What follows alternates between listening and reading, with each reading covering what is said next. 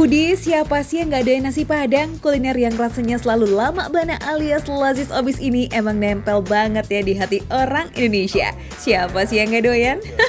Nah, tapi di kawasan Ben Hill, Jakarta Pusat, ada warung Padang unik yang konsepnya beda nih.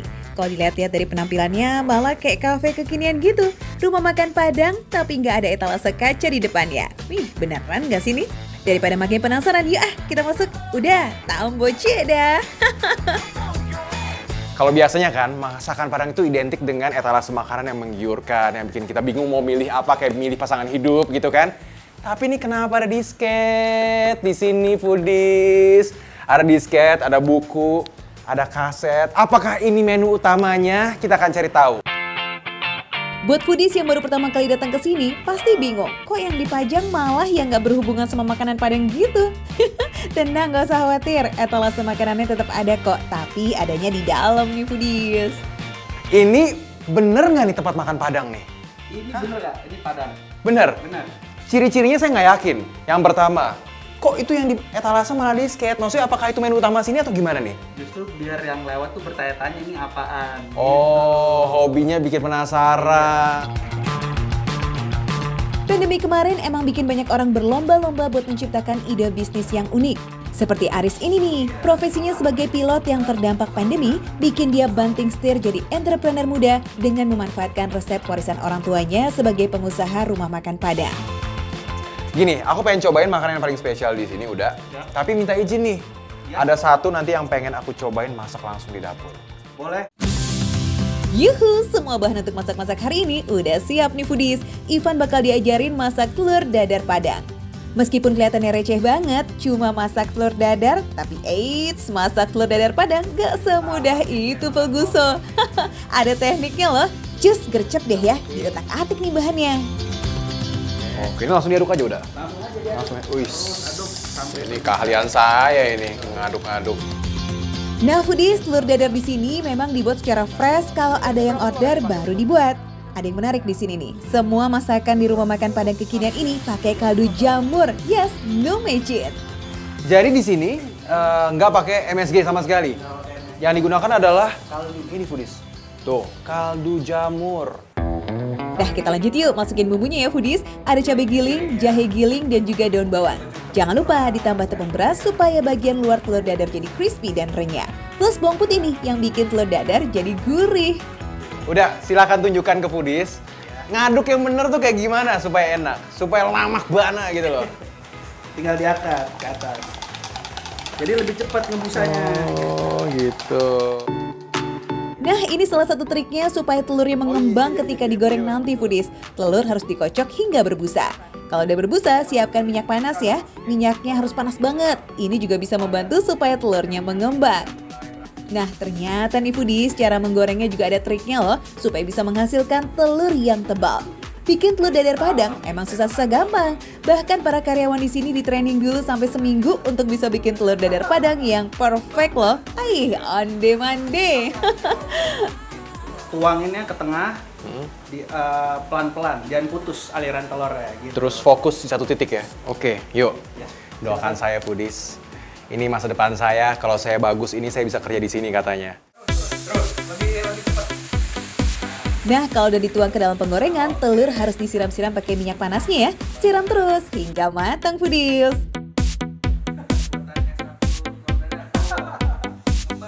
Telur dadar buatan seorang Ivan Kabul.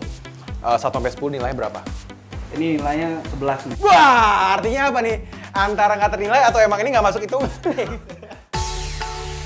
Oh ya foodies, selain telur dadar, ada beberapa menu best seller lainnya yang wajib buat dicobain. Seperti cincang, tunjang, dan juga dendeng kering. Oke deh, jadi nggak sabar nih pengen tahu gimana rasanya telur dadar bikinan Ivan Kabul. Cheese foodies yuk kita icipin. Onde-mande Foodies, ini dia makanan udah dikeluarin. Ini adalah makanan terbaik di restoran Padang Kane Abis. Tapi aku mau kasih tips nih, gimana supaya Foodies kalau makan Padang itu enak tuh maksimal gitu. Jadi gini, kalau Foodies masih bingung, makan pakai tangan atau pakai sendok garpu, jelas jawabannya adalah pakai tangan. Itu benar-benar maksimal banget. Tapi jangan khawatir, kalau misalkan Foodies itu suka bingung nih, aduh tangan saya bersih nggak ya, higienis nggak ya? Jelas, supaya higienis, supaya bersih, supaya steril, pakai yang pasti-pasti aja, pakai yang praktis, tinggal semprot. Kuman pecah mati hanya dalam 4 detik. Aku selesai ngomong nih ya, ini kuman juga udah pada mati semua. Nah terus yang foodies harus tahu yang terpenting, ini juga udah food grade. Jadi pastinya aman banget untuk membersihkan atau membuat alat makan kamu menjadi steril. Tinggal kita lap. Tapi sendoknya nggak kita pakai buat di sini, taruh di lauk buat kita ambil. Oke, udah beres. Sekarang udah steril, perut juga rasa udah lapar banget, tinggal kita sikat semuanya. Selamat makan! Oke deh, tangan udah steril, alat makan udah aman dari kuman, langsung aja kita sikat makanannya. Ada 2 tipe cabai yang dikasih di sini. Ini cabai merah, tapi rasanya ini benar-benar pakai bumbu rahasia dia tuh. Dimasaknya pakai rempah-rempah, ada bawangnya. Iya wangi. Nah, yang ini yang spesial nih. Namanya sambal tanak. Jadi ini dimasak pakai santan katanya. Ntar kita buktikan. Dan denger-dengar nih, sambal tanak ini resep turun-temurun sejak tahun 65. Dari segi rasa, udah pasti dong gak usah diragukan lagi foodies. Oke foodies, aku mau kenalin temen aku yang pertama. Ini dia yang aku masak tadi. Ini adalah makanan paling hits yang ada di restoran Padang ini. This is it. Telur dadar. Nih, ya. Telur dadar ini yang pertama nih montok banget, tebel banget, warnanya itu juga keoren-orenan. Selain ukuran yang gemesin, teksturnya juga komplit. Ada bagian lembutnya, ada juga bagian yang crispy di luar. Biar cuma telur dadar, tapi jangan disepelein ya foodies, ini telur bukan sembarang telur. Rasanya gurih, bumbunya juga berasa gitu karena tadi ada campuran bawang putih dan juga jahe gilingnya yang bikin gak amis. Foodies, ini benar-benar telurnya se-recommended itu kalau kamu pesan online di sini atau datang langsung ke sini, ini wajib banget. Nah foodies, ini yang menarik nih dari masakan Padang Kane Abis. Kalau biasanya masakan Padang disajikan dengan daun singkong rebus, di sini kita dapat kangkung crispy sebagai penggantinya. Ini sih terobosan baru ya dalam dunia pernasi Padangan.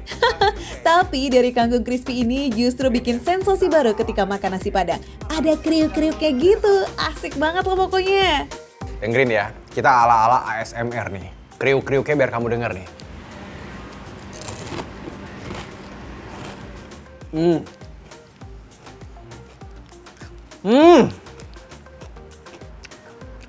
Ode mande.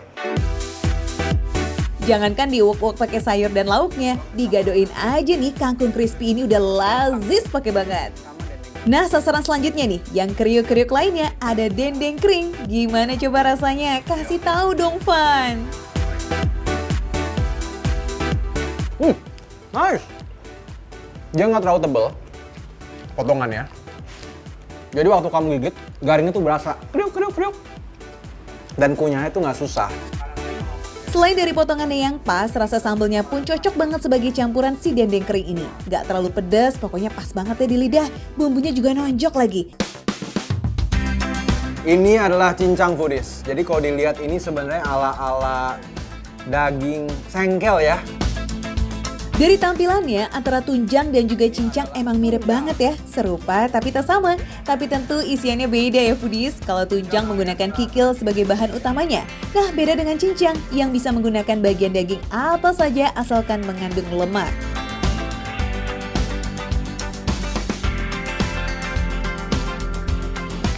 I love this. Meskipun dia itu rada tebel nih, dipotongnya gede-gede ya. Ini nggak bikin kamu gigitnya ngunyahnya susah.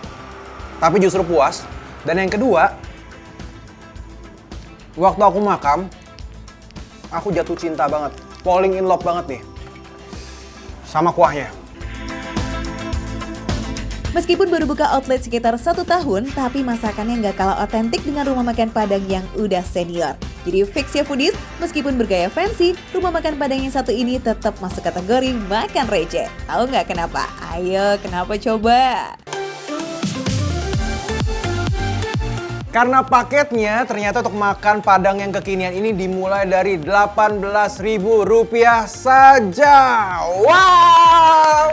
Oke, jadi intinya secara harga, secara rasa ini benar-benar approved by Makan Receh. Dadah, aku makan lagi ya.